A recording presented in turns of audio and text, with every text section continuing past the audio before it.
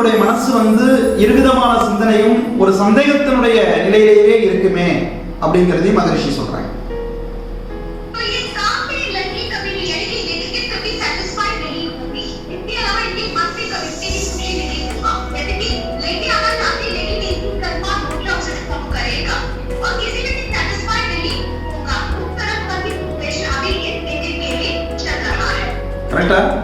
கரெக்டா மேடம்?